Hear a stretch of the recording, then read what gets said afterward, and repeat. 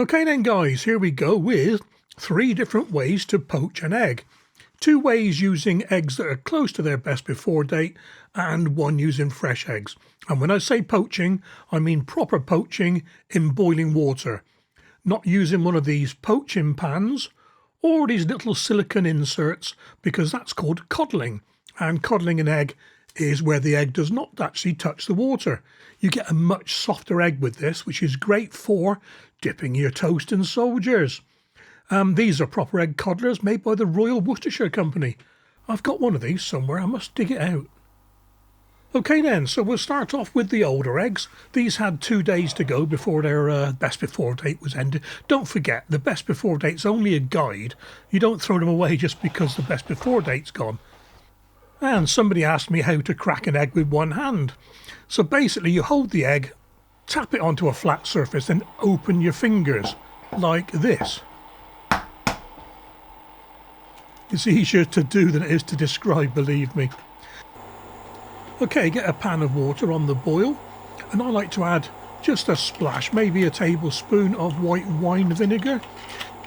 Not necessary. You don't have to do this, but I find it helps to keep the white together a bit. Give it a stir, get a vortex going, anti-clockwise in the northern hemisphere. And then gently, I say drop in your egg, gently pour in your egg towards the centre of the pan and just let it swirl. Now you can see this egg, the old egg, the white is going everywhere. It's floating, it's bubbling, it's frothing away. And all that is going to set and become part of the egg that we serve up. There we are, it's all pushed to one side at the moment. It's quite solid.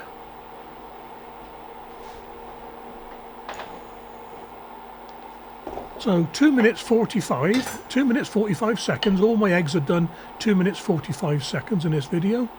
Scoop it out with a slotted spoon onto a plate. You can put it onto tissue to dry it out a little bit. I just put a bit of tissue at the side and let the water soak into it. And give it a taste. And as you can see, the yolk is all to one side, perfectly cooked, and tastes fantastic. But not very presentable, if you know what I mean. It's a poached egg and it will do. Now there's a better way of doing this coming up now. Okay, an egg from the same box, but this time we crack the egg into a sieve over a jug. Over the jugs I want to show you the water that comes out. Now as the egg ages, water comes out of the albumen, and it's that water that creates all those white wispy bits that we just seen. And you can see here just how much water has come out of the albumen. It's quite a bit. And from here on in, it's exactly the same as the last egg. Boiling water, drop of vinegar. You can see I use the same water.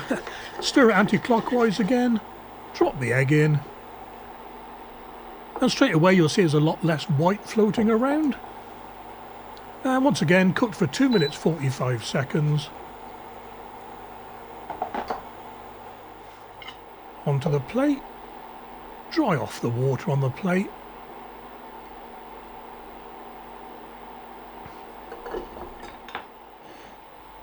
And straight away you can see it looks a lot more presentable. This is the sort of egg you want to put onto something like an egg benedict or even a poached egg on toast. And it tastes exactly the same because it's the same eggs from the same box. Lovely. Okay, then next up, the fresh eggs. Okay then, these eggs have about 3 weeks to go on their best before date. And this is how you do it if you had quite a few eggs to prepare, quite a few poached eggs to make. Something like the morning after the night before, or if you've got a dinner party or a lot of salads to make. I'm just poaching the 1 egg for you now, but if you had loads to do, grab yourself a large shallow dish, much easier. And into the dish pour a 2-to-1 mix of water and white vinegar. That's 2 parts water, 1 part vinegar. And what this does, it sort of sets a skin around the white of the egg, which makes it very easy to handle. And because they're easy to handle, you can just lift them out of the shallow dish with a slotted spoon into the boiling water. What I did with mine, I just poured some of the liquid away and tipped it into the boiling water.